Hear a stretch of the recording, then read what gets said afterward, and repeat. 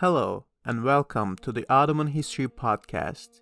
This is episode 2, the Battle of Bapheus. We left off the previous episode with the Ottoman conquest of Karacahisar in 1288, and the consequent promotion of Osman as an Uchbey. Before we get back to Osman and the emerging Ottoman Beylik in northwestern Anatolia, I would like to cover the broader events that transpired in Anatolia during this period that ended up significantly affecting the Ottomans. Going back in the timeline to 1284, the Ilkhan ruler Argun Khan had the Seljuk Sultanate divided into two, giving half of the realm to reigning Sultan Kayhusrev's nephew, Mesud II. After Kayhusrev III refused this order, Argun Khan had Kayhusrev executed and crowned Mesud as the single sultan. However, Mesud was not popular among the Turks and was rightly seen as a puppet ruler of the Mongols. As a result, Sultan Mesud was deposed by Karamanid Turkmens. Now remember the name Karamanids, as they will also be relevant to Ottoman history in the near future. Karamanids captured Konya and crowned the sons of the executed Sultan Kayhusrev. Naturally, Argun Khan saw this as a rebellion to him and the Mongol rule, and sent a Mongol army of 20,000 to enforce his will. The Mongols took Konya swiftly and started fighting a war with the Turkmens of Anatolia. After a 3-year-long war against the Mongol armies, in 1288, Turkish beyliks bent the knee to the Mongols and Sultan Mesud, supposedly ending the war. This was the same year Osman conquered Karacahisar. With the arrival of the Mongol armies, Seljuk Sultanate had practically ended, and was started being directly ruled by Mongol bureaucrats from Iran, and Mongol armies enforced the rule of the puppet Sultan Mesud. However, the Mongols never managed to consolidate Anatolia.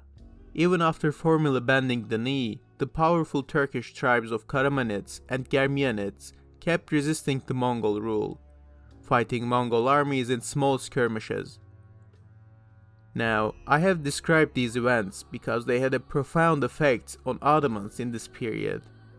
All of the major and minor powers that could threaten the Ottomans were busy fighting each other, and this was especially significant considering that the Ottomans at this stage were one of the weakest powers in the area. Directly to east, the neighboring states of Germanids and Chobanids were fighting a losing war against the Mongols. Meanwhile, the Mongols were not much better off. Despite their success in the battlefield, they were also fighting a losing war. The Ilkhanate throughout the 1280s and 1290s were getting increasingly unstable. The Ilkhans fought constant civil wars and faced rebellions by the generals of the armies sent to Anatolia. Every Mongol victory and territorial gain was followed immediately by a Mongol civil war that forced the Mongols out of Anatolia, which allowed the Turks to regain lost territory. This circle of Mongol successes during times of stability and losses during periods of internal strife continued until 1308, when Sultan Mesud II died.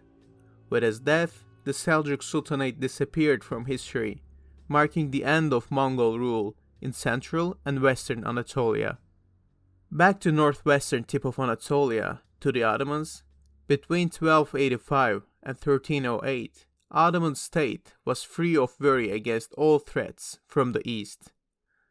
Its more powerful neighbor immediately to east, the Germanids, acted as a buffer zone between the Mongols and the Ottomans.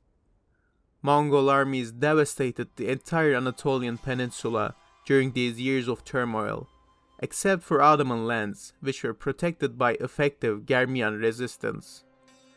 This gave Osman a free hand to focus on its expansions into Byzantine territory, and caused increased migration from other parts of Anatolia to the safety of Ottoman lands.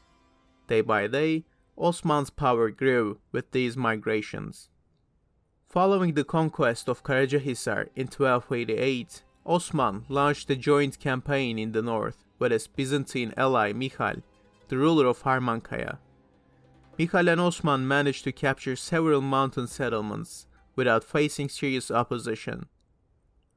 After this small campaign from 1292 to 1299, Osman did not launch any new attacks into Byzantine territory. This inactivity was likely caused due to the threat of a Mongol invasion. As these years of peace coincide with the height of Mongol military activity around Ottoman borders. This peaceful period ended in 1299 with an interesting story. That year, the Byzantine ruler of Belakoma was marrying the daughter of ruler of Yarhisar, and he invited Osman to his wedding. The ruler of Belakoma is described as an ally of Osman these years, and Ottoman sources claim that Osman had helped Belakoma in its wars with neighboring towns. However, if Ottoman narrative is to be believed, the ruler of Belakoma did not intend to return the favor to Osman. His plan was to poison Osman during the wedding and then slaughter his companions. His major mistake, however, was sharing this plan with Mikhail. Mikhail, to reiterate, was a Greek ruler of Harmankaya. However, he had secretly converted to Islam and was staunchly loyal to Osman.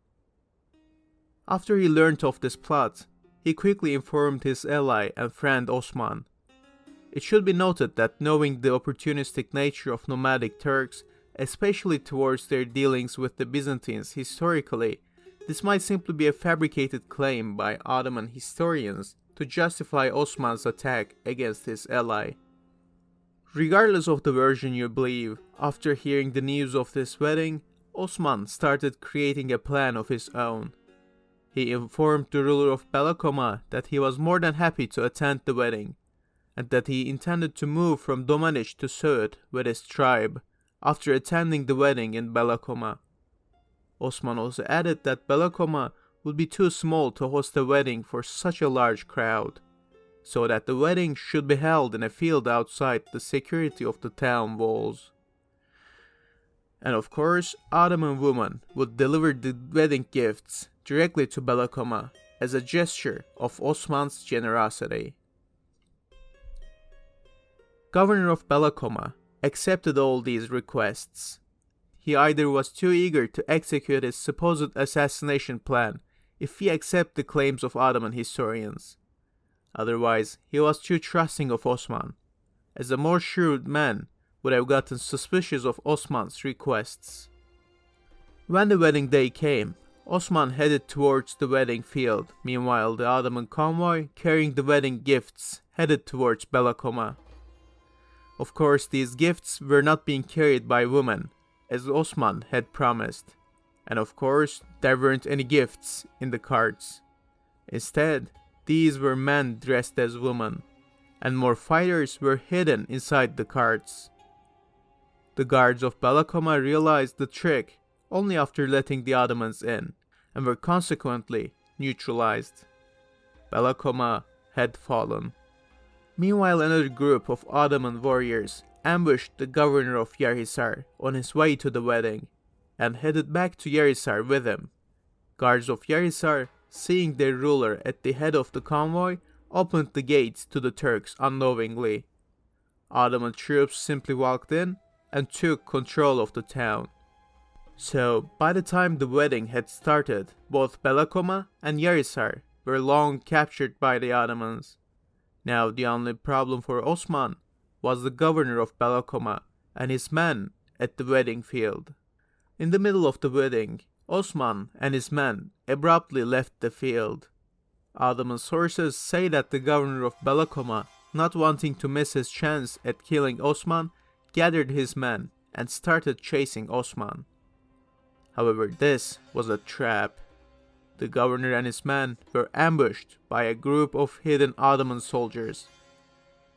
The army of Belakoma, completely surrounded, surprised, and likely outnumbered, was swiftly defeated. On a general note, I find the Ottoman version of the story too convenient to be true. It does not sound sensible to me that the rulers of Belakoma and Yarhisar would be so gullible to Osman's tricks while planning an assassination attempt themselves. They also seemingly had ample time to execute their plan before Osman made his move later in the day. My personal belief is that the assassination attempt on Osman was made up by Ottoman historians to justify Osman's treachery against his own ally in his own wedding. However, there aren't any sources about this incident to prove my theory, so I leave it up to you to decide.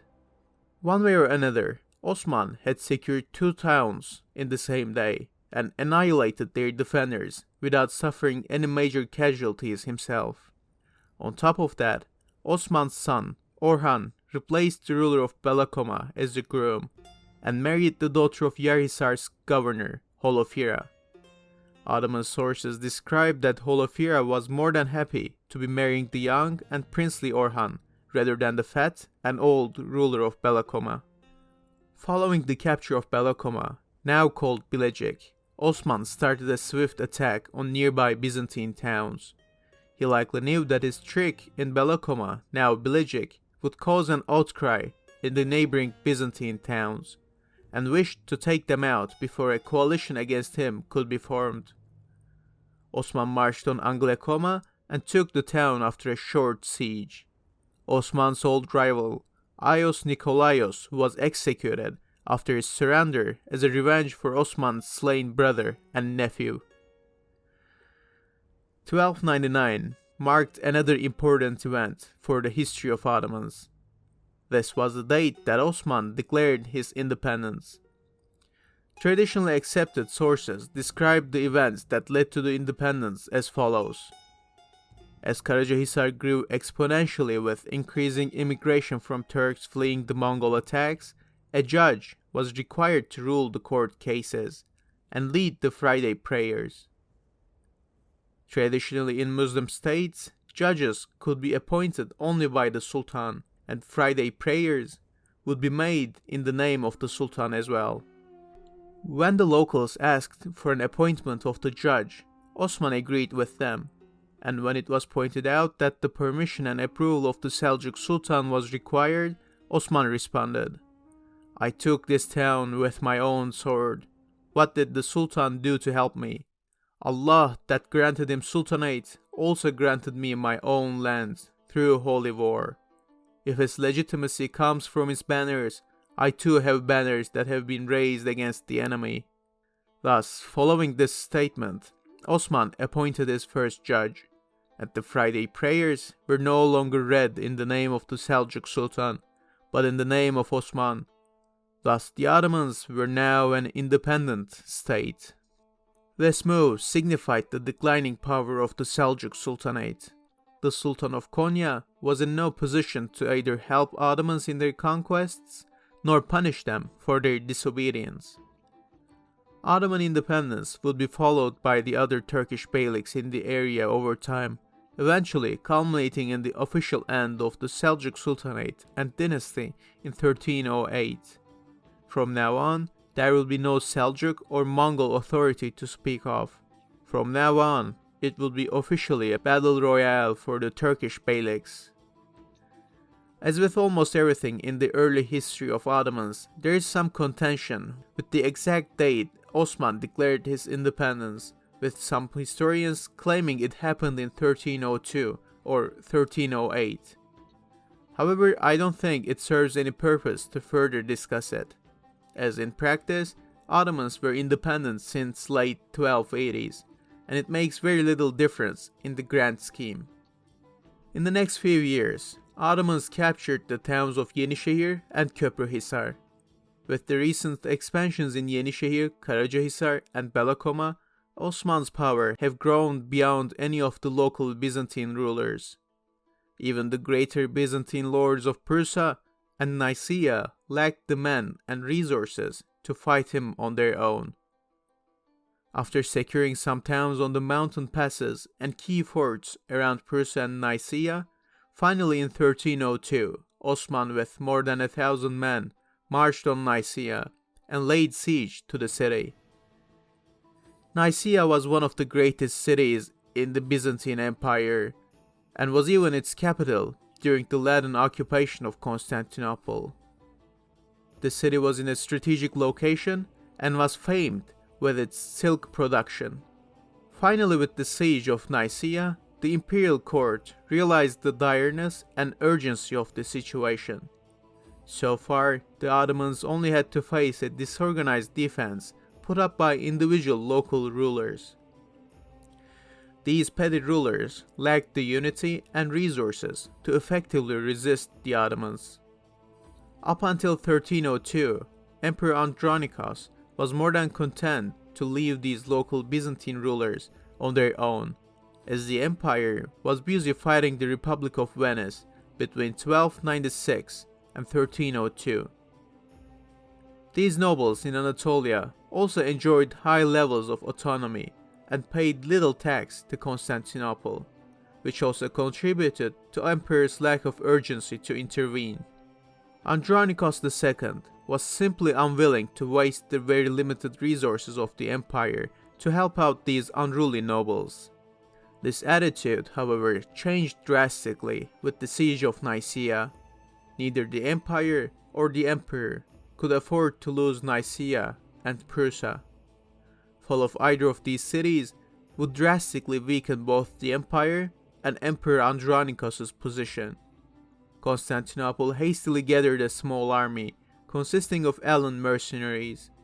The command of this army was given to the commander of the imperial guards, Georgios Mouzalon. Meanwhile, the siege of Nicaea proved a great challenge to the nomadic army of Osman. The city was surrounded by high and thick stone walls. To the west, it was protected by the Lake of Nicaea and could be supplied across the lake. Meanwhile, on other sides, the city was surrounded by marshes and forests, making it very hard to cut off the city from the outside world. It is evident that at this point, Ottoman armies lacked any capability to wage effective siege warfare. We hear no descriptions of Ottoman battering rams or other siege works. The early Ottoman sieges also seem poorly organized, evidenced by the fact that they lasted for years upon years, despite the lack of an organized defense effort from the Byzantines. However inefficient the siege may be, the Byzantines could not afford to allow the Ottomans to freely roam outside the walls of the city of Nicaea and raid and pillage the countryside. The Byzantine commander Mouzalon showed a clear disregard of Osman's growing power. His plan was to land near Nicaea and then march on the city to lift the siege.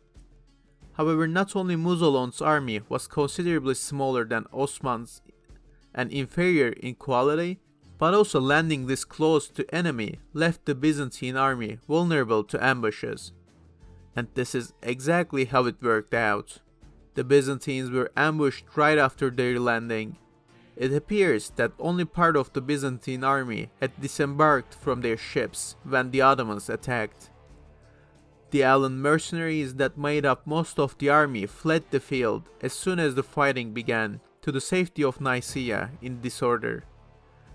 Meanwhile, those that were still on the ships turned back and sailed back. The victory belonged to Osman.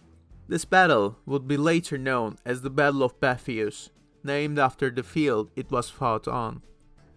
The Byzantine losses were not very heavy, and a good portion of their army had even made it to Nicaea, bolstering the defenses of the city and preventing its fall. However, the political consequences of this battle were groundbreaking. For the first time, Osman had fought and won against the armies of the emperor. For the leaderless nomads roaming Anatolia in search of pastures and loot, this charismatic Turkoman leader that not only raided Byzantine lands, but also beat the emperor's army in the field, looked like the leader they needed.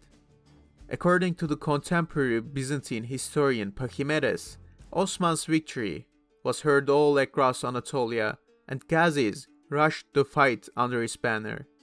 This phenomenon and growing power of Osman is better understood if you look at the concept of legitimacy to rule among the nomads. The nomads of Central Asia believed that the legitimacy to rule was given by the god, be it Allah or Tengri, in the battlefield. The evidence of this can be seen in the traditional nomadic succession. According to the unwritten succession laws, the sons of the dead ruler would fight each other in a civil war, and the winner of this civil war would be considered the legitimate ruler. It was the survival of the fittest, and the mightiest commander would also be the righteous ruler. Victory in the battle was the proof of God's mandate to rule. 13th century nomads in Anatolia, despite being Muslims, still very much held these beliefs they brought from the Central Asian steppes. In their eyes, God had granted Osman the right to rule, as evidenced by this victory against the Byzantine Empire.